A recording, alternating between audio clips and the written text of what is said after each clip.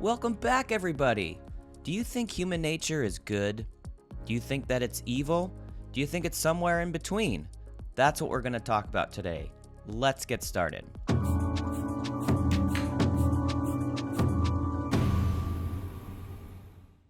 We're going to start today with a story, a very old story. It's from Plato.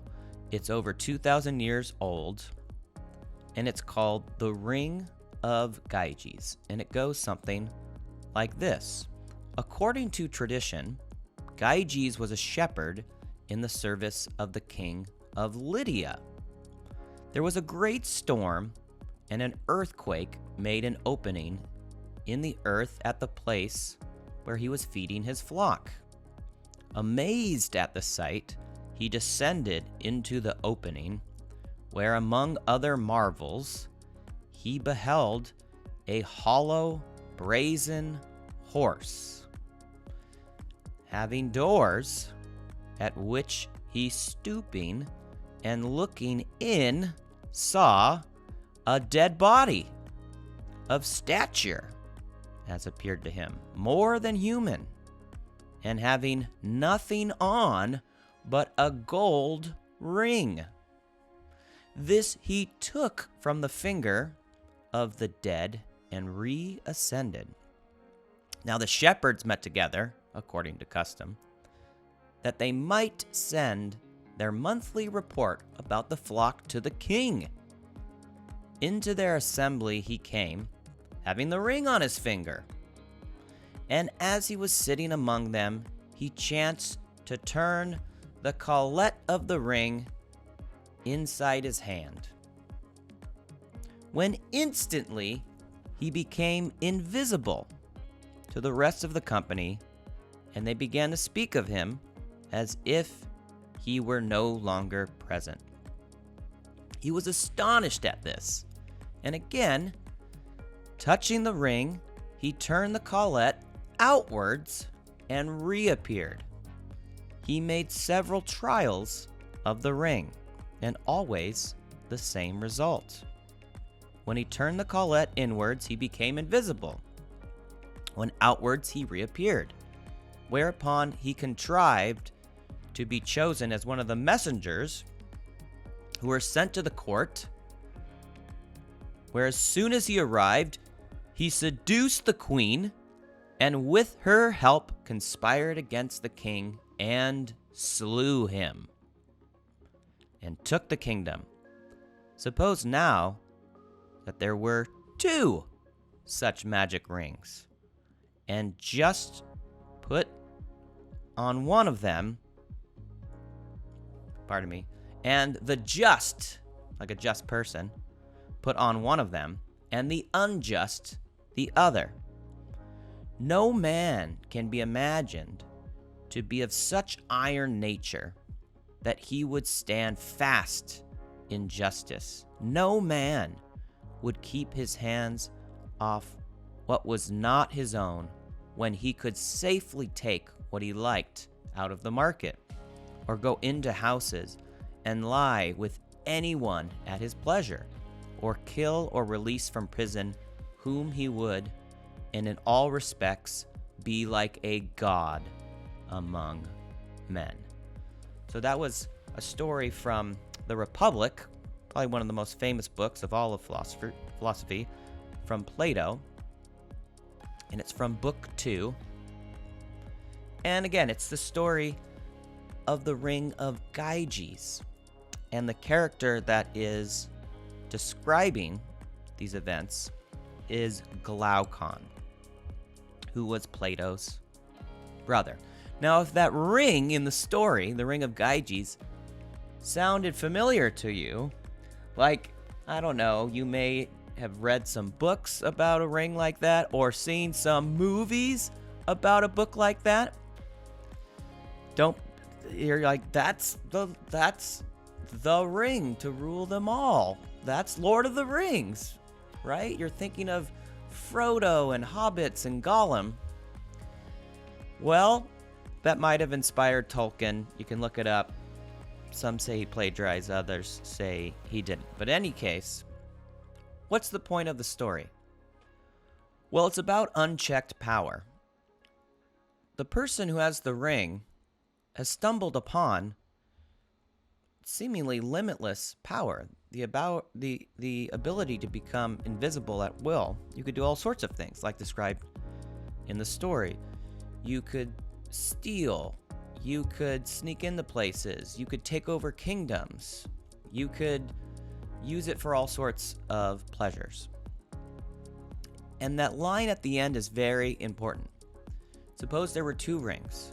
You give one to a so-called just person, and you give one to someone who's not. And it's only a matter of time before the temptation of the ring becomes too much, even for the most moral, the most just person. And the moral of this story makes me think of a quote from a British historian named Lord Acton. So you might not know Lord Acton, but you might know one of his most famous quotations. Power tends to corrupt. Absolute power corrupts absolutely. So that's Lord Acton. He's a British historian from the 19th century. So the more power that you have, the more likely it is that you will fall victim to it, that you will use it for untoward ends, that you will become corrupt by it. So this nicely ties into a conversation about human nature. If our nature is good, then shouldn't we be able to withstand temptation? Or maybe the ring reveals something that is deep-seated inside of us, that there is a darkness lurking inside all of our souls. And maybe it's somewhere in the middle. That's what a lot of people think. So if we fast forward in the history of philosophy, leave the ancient Greek world, and we go into the 18th, 17th century, there were some thinkers that were known for their ideas of human nature. One of them was Thomas Hobbes. So he's an English philosopher from the 17th century, and he had a very cynical view of human nature. He thought that at our core, there's some wickedness there. We're inherently selfish, and what prevents our selfishness from rearing its ugly head is society. So the function of society is to prevent all hell from breaking loose.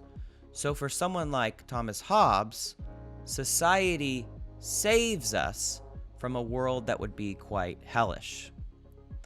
Now, a thinker who came a bit later in the 18th century, Jacques Rousseau, who also wrote about these sorts of things, he had a more optimistic view of human nature. He thought that human beings essentially are good. And whereas Hobbes is someone who thought that we're selfish by nature and society, in a sense, saves us, Rousseau argued that society actually corrupts us, makes us move away from our inherently good nature. So what do you think? Do you think society has a corrosive, corrupting influence? Or do you think it prevents our true darkness from boiling up to the surface? And the answer to that question, how you answer that, will send you down a Hobbesian direction or a Rousseauian direction. Now, if the story of Gyges, of the ring, or the view of Hobbes depresses you to a certain extent, if it bums you out, if it makes you feel cynical about human nature and to kind of doubt any goodness that maybe you were taught that was inside of us, that can lead to some sort of existential crisis. So then you might start buying into a view some sort of nihilism about humanity. So if you're a nihilist, if you're a moral nihilist, let's say, then your view is that morality is merely an illusion. There are no commandments that are handed down from high. There are no moral facts that are embedded in the world. It's just a bunch of rules that are human-made. And more often than not, if not always, they're made by those who have power. And there's no deep sense of morality beyond what the powerful decree. Morals then are invented. They're social constructs that are imposed upon the weak by the strong. There's another character in Plato's Republic named Thrasymachus. So he has a very cynical a very cynical view of human nature. And he says that justice is nothing else than the interest of the stronger. Justice is nothing else than the interest of the stronger. So that's a very nihilistic view and cynical view and pessimistic view of human nature. Morality, ethics, justice, it doesn't really exist. Instead, it's the invention of those who are at the top to keep those at the bottom at bay. There's another saying about justice that is also pessimistic and cynical, that you could argue is a nihilistic view. It goes like this: justice is what the judge had for breakfast. Or another variation of this is, justice is served, but more so after lunch. Justice is served, but more so after lunch. So why did this become a saying? Well, people who do research in the criminal justice system, and in particular, the length of sentencing from judges, they noticed a pattern. They noticed that morning sentences and sentences right after lunch were pretty lenient. And right before lunch, they were pretty harsh. Statistically, significantly, noticeably, measurably more harsh. Perhaps this is just coincidence. Perhaps people who commit worse crimes tend to face judges right before lunch. Or maybe the judge is just hungry, and that can affect our mood and our emotions. So there's that portmanteau. Angry plus hungry equals hangry. Have you ever been hangry? I know I have. You're in a worse mood, and so you'll probably be more lenient. And you would think a judge would be able to set that aside, but statistically, it looks like it still impacts even the best of our judges. So again, right before lunch, sentences were more harsh, and then right after, when the judge is sated and had a nice lunch and no longer hungry, all of a sudden, the length of, say, prison time or jail time, it went down. Sentences got more lenient. So that might make you throw your hands up and say, it's all a crapshoot, it's all random, there's no real sense of right and wrong. This is just a system that's run by human beings. You know, we're animals, we're mammals, we're one of the greater apes. Yeah, we're a little bit more sophisticated, but it's just a free-for-all. And so you should just take what you can get in this world. That's a very nihilistic view. And one last little bit about moral nihilism. I was watching this show that some of you might be familiar with. about a community college, and it was called Community. And there's a character arc for the lead in that show, played by Joel McHale. And the character's name is Jeff Winger. And there you can see Professor Ian Duncan. He's a psychology professor in the show. Of course, you might recognize that's John Oliver. And in the pilot, the lead character, he's totally espousing a view that you might say, that's moral nihilism.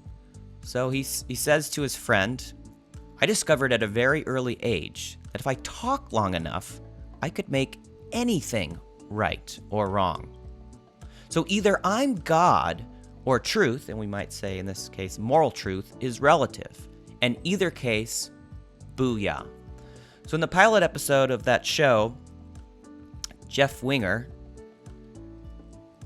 Joel McHale's character, he has to go back to community college because he cheated. He was a lawyer who wasn't really a lawyer because he had a phony bachelor's degree from Columbia. So he didn't have a real law degree. But he was so good with his words that he could talk his way, make people believe that he had a law degree. You know, kind of like that Catch Me If I Can character played by Leonardo DiCaprio. But the character evolves and at least believes, or maybe you would hope, recognizes the error of his ways and recognizes that there are truths that seem to be profound and robust, perhaps embedded in the world, or perhaps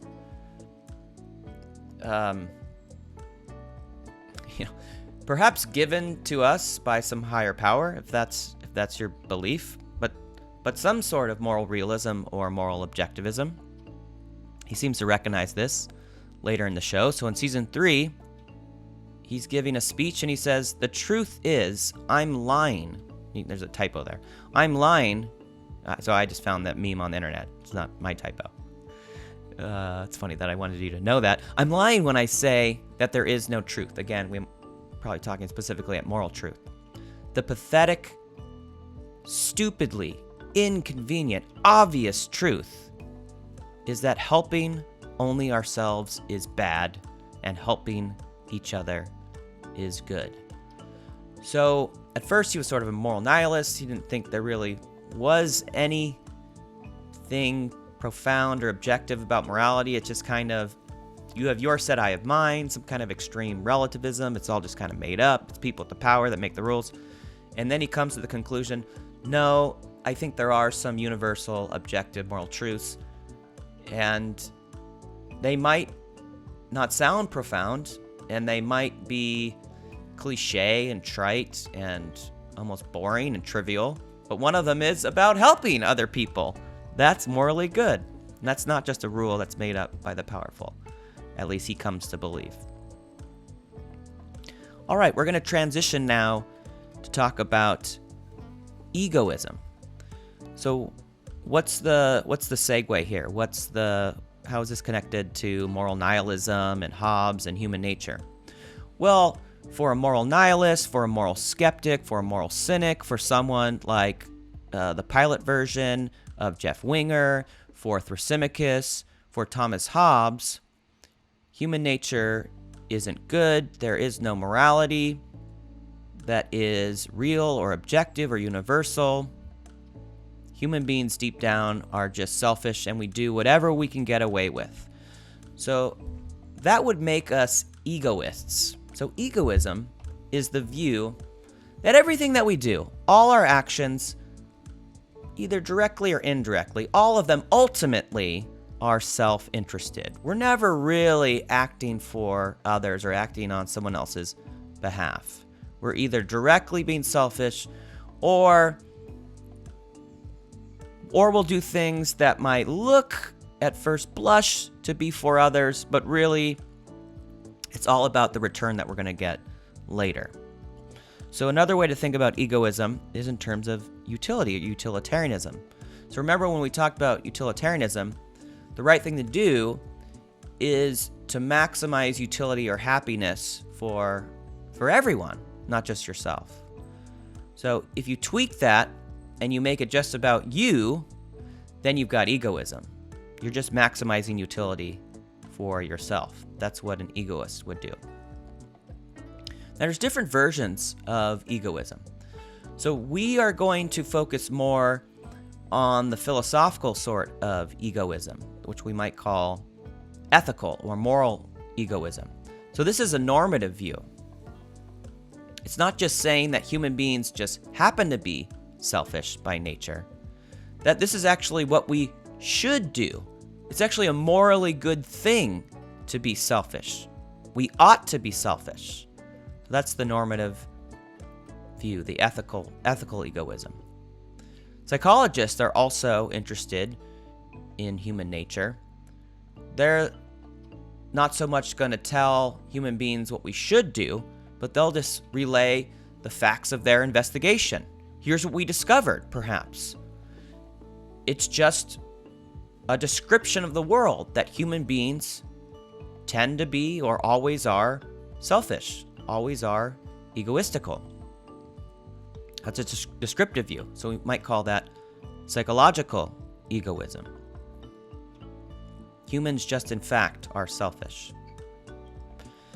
So if you've ever heard of the novelist Ayn Rand, so she was born in the Soviet Union, born in Russia, and then left Russia, despised the politics and the socialism of the USSR, and came to the United States. And she famously buys into this ethical egoism. She argued that the world would be better off if every individual pursued their own interests.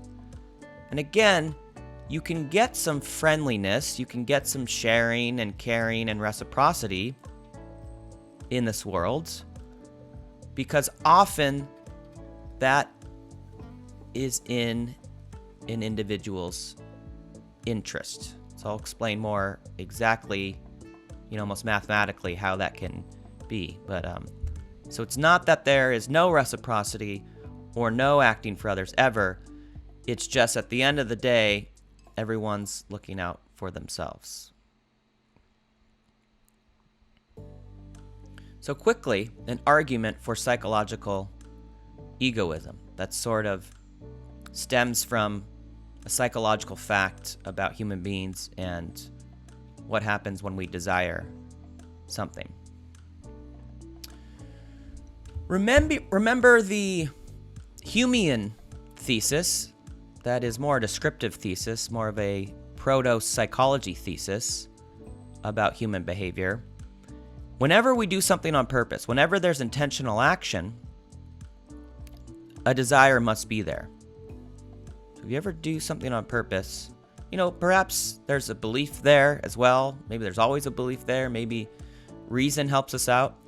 But if you behave, if you act, if you do something on purpose, you wanted to do something. There has to be a desire there. So that's the first premise of this argument. All human actions, all human behavior, at least intentional behavior, necessitate desire. So that's an idea that we give some credit to Hume to. And in another lecture I talked about David Lewis, who writes about this Humean thesis. Premise 2. Any action that stems from desire is selfish, because a desire is something that you want. You don't have other people's desires, you have your own desires. So what would we deduce from this? What would validly follow from this is that all human actions are selfish, right? If all human actions stem from or necessitate desire, and any action that comes from desire is selfish, then all human actions are selfish. So that works syllogistically. Now the reply isn't to attack the logic of the argument. The logic seems to be valid. We're going to have to attack or challenge one of these premises. And how about the second premise? Maybe that's questionable. Any action from a desire is selfish. Is that really true? Sure, a lot of desires, when I desire something, it seems fine to call it selfish. Think about any of the desires you have that are tied to instant gratification. I want to sleep. I want to eat. I want dessert. I want cake. I want ice cream. I want to go outside. I want to go home. I want the school day or the work day to be over, right? It sounds like me, me, me. That sounds very selfish. Okay. But it says any action from desire is selfish. Well, all of them, really? We can't think of one counterexample? Here are two desires that seem very different. How about a desire to protect children compared to another desire kind of related to children? So what if a wicked person's desire, like a child serial killer? So that person has a desire to kill children. And the rest of us, I hope all of you, have the opposite desire. Your desire is to protect children. They're both desires. But if we act from the desire to protect children, you want to say that that's selfish? Or it doesn't seem selfish in the same way that the child killer is acting from their desire. Is there a difference between satisfying a desire and being satisfied? Well, how about this? I have a desire to be healthy. And so when I open the fridge, I see the chocolate cake, I see the ice cream. And so I don't eat it because of a desire to be healthy. Now, am I satisfied? Not in every way. In that moment, I might be really suffering because I'm starving and it almost hurts. The hunger is really getting at me. So in that moment, I'm not satisfied. But yes, technically I've satisfied a desire to be healthy. Okay, let's move on. Let's talk about altruism. So altruism is often said to be the opposite or stands in quite distinction to egoism. Any action that is not ultimately self-interested is an example of altruism.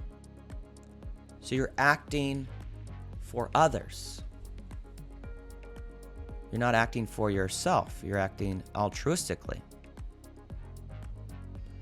So here are some examples of actions that, at least at first blush, on their face, they seem to be altruistic. They don't seem to be for the person performing them. They seem to be for somebody else who's not the person who's performing them.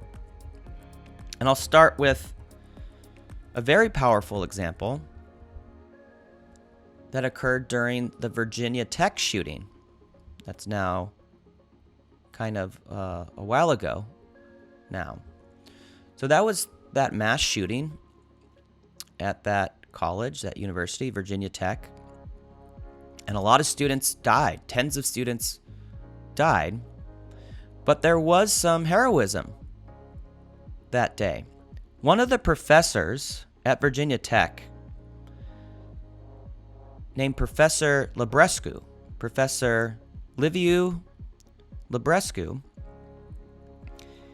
he barricaded the door to his classroom so that his students could escape out the window.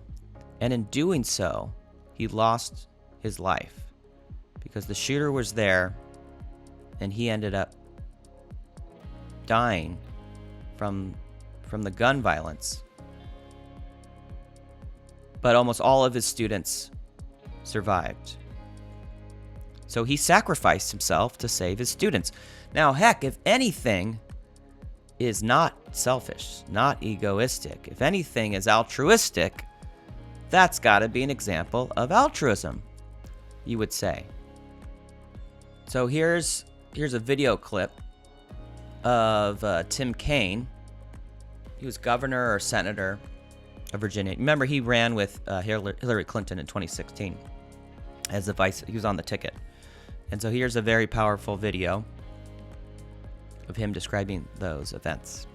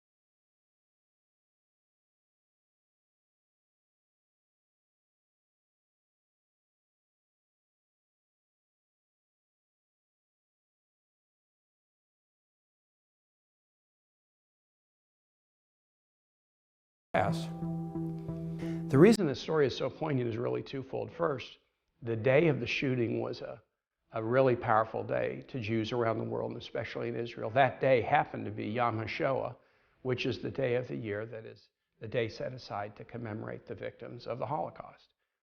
I doubt Liviu Librescu's students would have known that, but he definitely knew it. That's a day that if you're a Jew, especially if you're a Jewish Holocaust survivor, you know what Yom HaShoah is. And he knew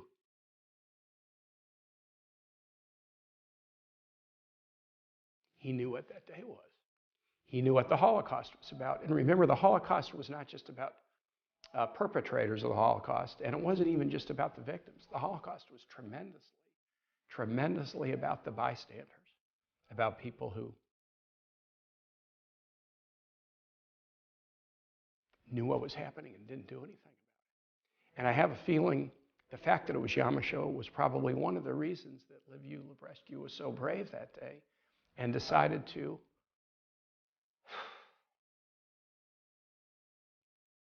block the door to save the lives of his students. Well, that's really powerful. That one gets me. So if anything is altruistic, it's got to be the act of that self-sacrifice, wouldn't you think? Here are some other examples. Giving to charity. They have this money and they don't keep it for themselves. They give it away. Especially if it's an anonymous donation. Then they're not even trying to get credit for it. A couple more examples.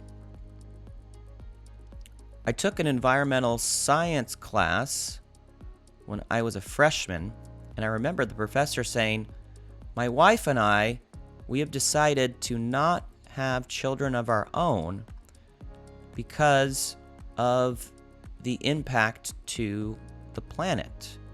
People, human beings, especially Americans, we have a large carbon footprint and we have an overpopulation problem, he said. And so, for the sake of the environment, we are going to sacrifice having our own children. I thought, wow, man, what a sacrifice. If anything's altruism, that's altruism.